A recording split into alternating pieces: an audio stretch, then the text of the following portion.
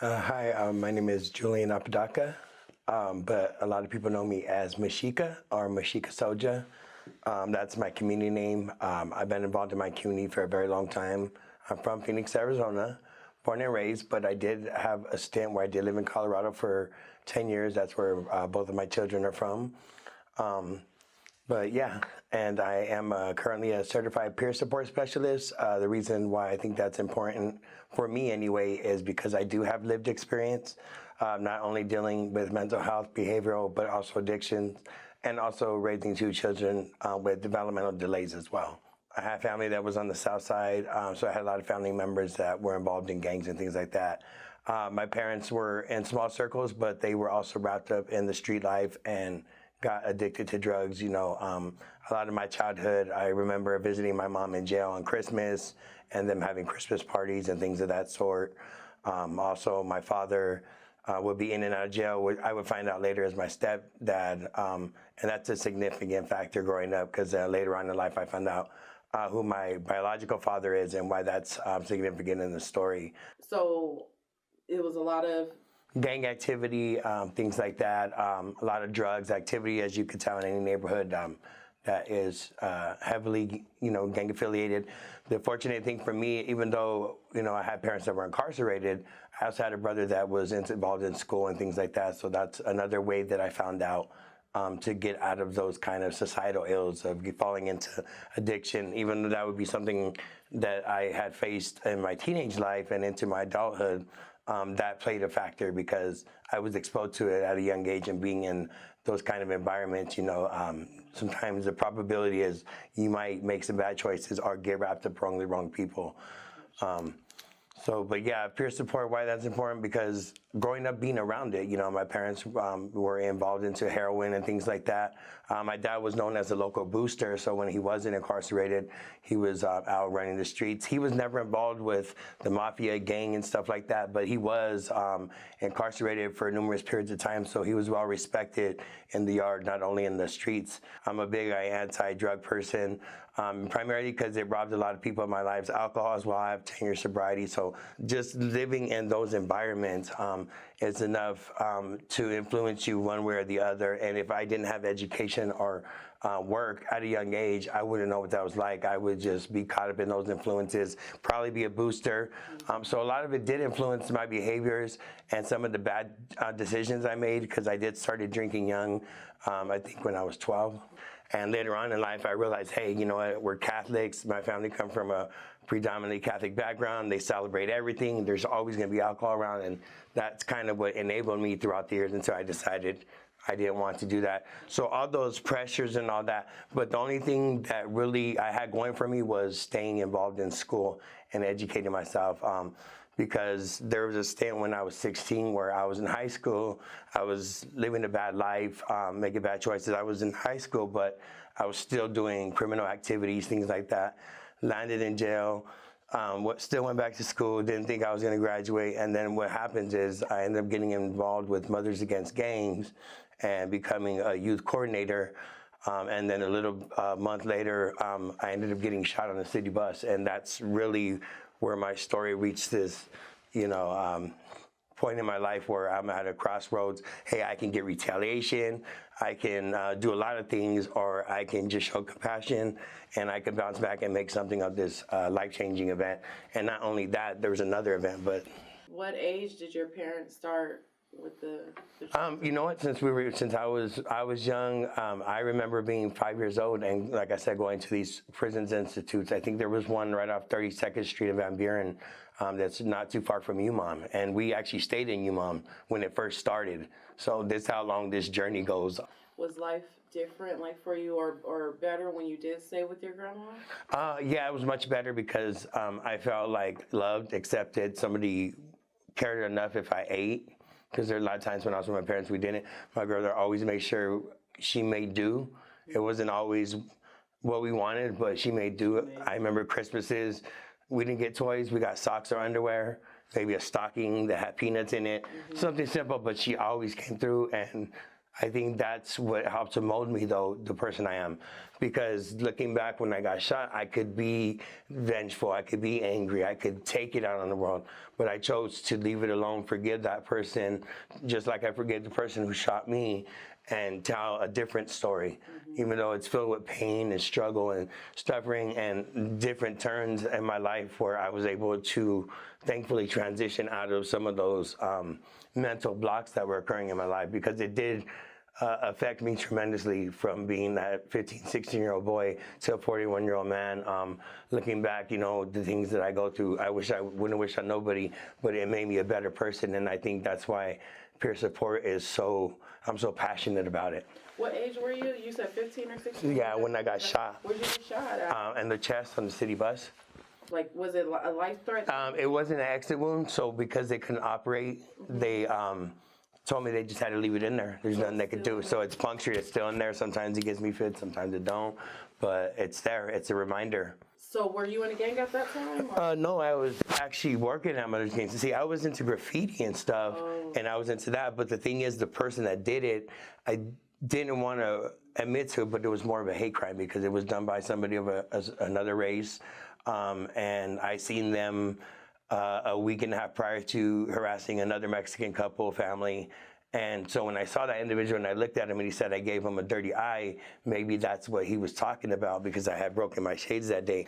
And he said I dogged him, and all of a sudden we're fighting. I throw him off the bus and he pulls out a gun, and that's it, And I went to North High School. So I was just leaving Mothers Against Gangs. That happened. And then so many months later, my parents ended up getting killed, even more violently than that. And I would never understand why, but I could tell you this. My sister was with them, and my grandmother and aunt happened to live right around the corner where they got shot. Dropped her off there, had enough sense to take my little sister there, and because of that, my sister was probably here too. So when you were getting shot, you were coming from Mothers Against Gangs. Yeah. So you had already started making a transition. Right, exactly. I was hanging around B-boys. I was starting to use music as a voice, because we'll talk about later how I'm in music and I'm writing grants now. Okay, so we're doing music, and just trying to get people out of that gang life. I grew up in the gang life. The only thing that kept me out of gang life was my older brother, who actually went to high school, graduated, and even went on to SU.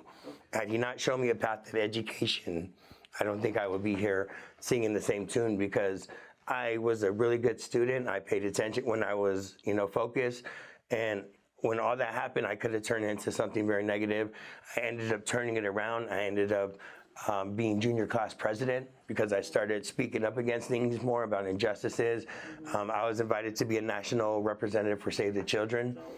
I got to meet Aaron Spelling, the director, God bless his heart, for 90210. I got to meet some really quality people that were about helping people, and I think I've always had this giving spirit of wanting to give back, to be a service of others, and that comes from my grandmother. That comes from being raised by women.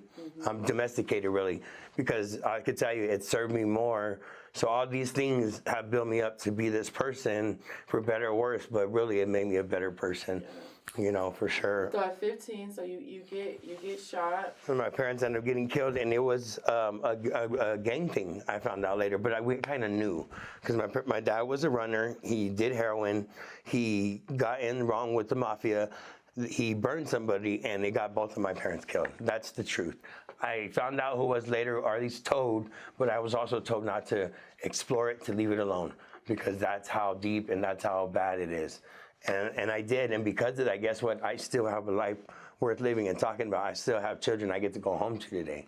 They had one of your sisters, and they dropped your sister off. Yeah, at my nana's friend's house, who happened to live at the house where they ended up getting executed. They got shot right when they opened that door. My mom answered it. She got shot, hit the floor, and then they saw my dad hit the floor. The guy that lived there did not, so that's why we know it was a hit.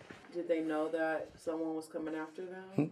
I think they had a sense, and that's why I didn't stay around. The only thing that was odd is maybe the day I found out that they had gotten killed, that was the evening prior to. I was at school, and they came knocking on the door, out of my class door, and they said, Mr. Oppenheimer, they need you in the office. And they had to call me to the office, and they said, hey, your grandmother needs you to go home. Something about your parents. And I think it was the school counselor pulled me in.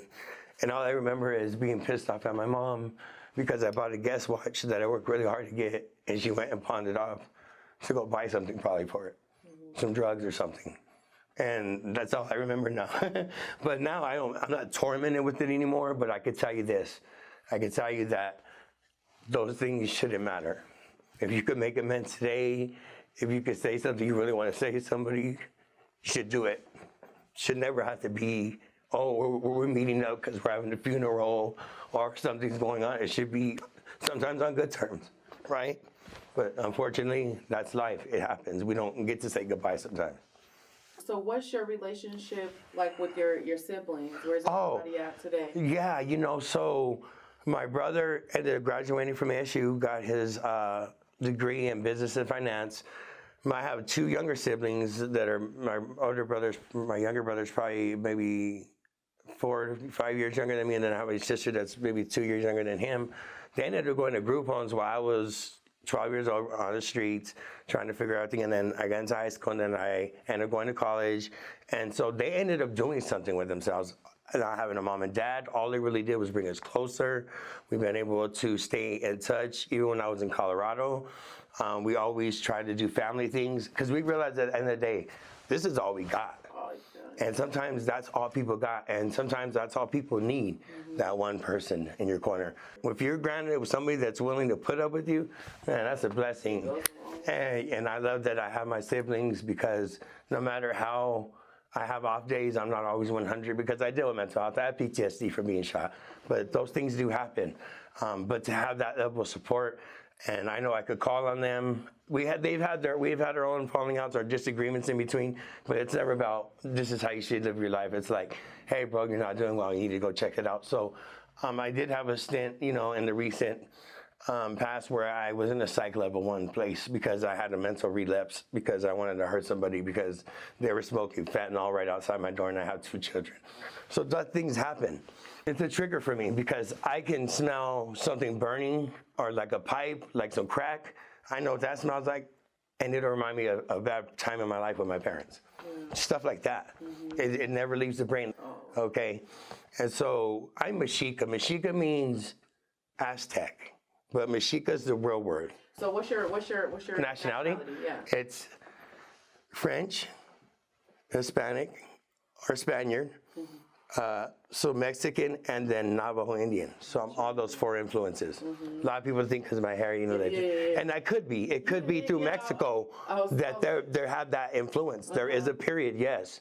And I can't say that 100 because I don't know my relatives, but that's what I do know at this point. But I could beg to differ, and we can go there. So in Mexica is another name for Aztec. Because you hear like Aztec warrior. Yeah, like the Mayans, exactly. But Mexica is the actual name of the tribe. And I learned that from being in college because I took Chicano Studies, which is Mexican-American history, at Phoenix College under P. Demas, Dr. P. Demas, and he told me about my history and where I come from. And so I identify as Mexica. Soja as S-O-L because we're from the Valley of the Sun, and J-A are my initials, Julian. How does your culture and your education and then also your life experience, how do you combine those? It was hard. It was challenging because anytime you're in an interrelationship, when you have children, it's tough because I had to face a 6'4", 330-pound German guy that was, my firstborn son's dad or my stepson's dad. And he talked a lot of stuff. But when my son was born, I told him, look, doesn't matter. This kid is here for you. He's going to love you as long as you treat him right. Doesn't matter what color you are, so you need to start treating him that way. I don't care if your wife left you for a Mexican, it doesn't matter. This is your blood, you need to treat it like that. After that, we've been straight. So when I'm talking about that, why it's important is because in America, we're always talked about, how we're always divided and this and that. We don't really focus on why we're united, and so we get into the race war, and I think that's just a big old point gimmick anymore. I'm so fed up with it. I think really, at the end of the day, it's just about people. You're going to be a good person, you're going to choose to do bad. You're going to choose to act this way, you're going to not choose to act. It's a choice, whether we're influenced or not. And so I told him, you're choosing to hate your grandson, and I know you don't feel that way. Best grandpa ever, best Christmases ever. And you would never know by just meeting him. But that just tells you people change. And that's what I love about my story is because I don't care what color my kids are, if they're half white, half this and that. I could talk about how proud I'm Hispanic or Mexican or where I come from. I think we all have a place, and we need to start respecting and be more tactful towards people's beliefs and stuff, and quit trying to push all our stuff on people and let people have their own opinions and express themselves. Even the children that are like my children who have autism on the spectrum, let them be themselves. Let them be who God wants them to be, not what society's telling them. Oh, you're acting out of place. You're acting like this. Here, take this medication. Hey, they're children of God. Let them be children. I'm a man of God. Let me be godly. Why are you feeding me all this stuff? If you want less of that, quit putting those drugs in the street. Quit playing that bullshit on the TV. Quit playing that on the radio. Play something we need to hear about, healing of love, about rebuilding this generation, about making this country great. You want to talk about that? I don't want to see a red hat that says MAGA. No, I want to see it in your actions. And I don't want to hear about fundraising and do it on YouTube. I get that. Just saying there's purpose. Everything serves a purpose. But you're part of the solution. And this is what I love about music, and I love about filmmaking, because everything I've done on my iPhone. I don't have a big expensive camera, but I get it done because you've got to work with the tools you got. And that's what I learned by being raised by women and being raised on the streets, is you got to make do with what you got. And I got to make do with life, whether I make bad choices or not. God gave me a second chance. He kept me 10 years sober off the alcohol. He's bringing good people in my life, and I'm just praying on this grant that I hope it comes through, because I want to do music therapy and show people the 5 hip-hop elements of hip-hop and how they can incorporate to their life, about recovery, because recovery is possible. It's always about people where they're at. You got to meet people on their level, at their speed. We need to quit telling people how to live their lives and let them be accountable for their choices, and help them make better choices. Not tell them what to do, but show them how to do it right. So what is peer mentorship for you? Peer mentorship it gave me my dignity back. It gave me my dignity because I didn't have to live with stigma and fear of past mistakes, whether it was abusing chemical dependency, whether I was just not well mentally and I didn't get myself help, I didn't take my medication right, whatever it was that I didn't do, that I wasn't well, I'm doing well now. Peer support is super important because, instead of wearing those stigmas, we can use those as our strength to help one another. And that's what it's been able to do. It's given me a voice. It's given me a bridge to share my story and hopefully give people the information and knowledge and resources they need to get on the better path of life, especially if they're having challenges. Are you doing fellowship meetings? Are you helping? Yeah, absolutely.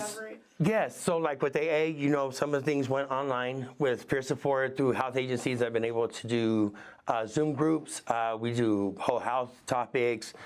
We talk about coping skills, positive affirmation, even about housing, anything that is about a peer that might be experiencing and how to get support or get information for that. So we talk about all those things. I check in at least to 2 groups once a week or once a week, yes. And then I go to another group with my other clinic where I get medication. So there's so many different venues. There's so much help out there. I want to write a music grant. So that way I can teach people how to find their voice and how to use music also for therapy and to tell their story. So that's what I want to continue to do, is create safe places and music spots where people can create, and also to be able to tell their story and maybe even give them skills so that way they could be independent job contractors, where they want to be a host or a DJ. You're welcoming this into your Yes, life. I am. Yeah, so any peer organizations that I worked for or had the pleasure to meet or share part of my story, whether it's Star Recovery, whether it's RAN, Recovery International, all these places, my kid, does not matter. The reason why I say this is because I know with technology, like with my 17-year-old son who is nonverbal, music is a thing. He gravitates to it. When I threw some turntables in front of him, at first he was timid, but man, when he started scratching, hey, something changed in his demeanor. What's your son's diagnosis? It's autism, but it's with sensory dysfunction. Gotcha. Yeah, and he's nonverbal, so he's on the lower end of the spectrum. Okay, so with your son, he connects with the music, and what does that do for him? What is it? It actually is a platform to explore what his mood may be, how he's feeling, in terms of his temperaments and why he might be expressing. Sometimes it's just expressing something that he has no control over, and it helps to regulate those emotions. So it just gives me an insight to his emotions and what he likes and dislikes. And rather than him telling you verbally, he's expressing it through music. And that's one way I understand my son a lot. So tell people where they can find you, your social media, YouTube. Yeah, so I'm not on Insta right now or Facebook, even though I am. You could just look me up. My name, Julian Apodaca, no problem. But you can look me up on SoundCloud.com if you want to find any of my currently released music, any collaborations I'm doing, or find out where some of my music comes from. Go to SoundCloud.com, look up Mexica Soja, MEXICA, space SOL-JA.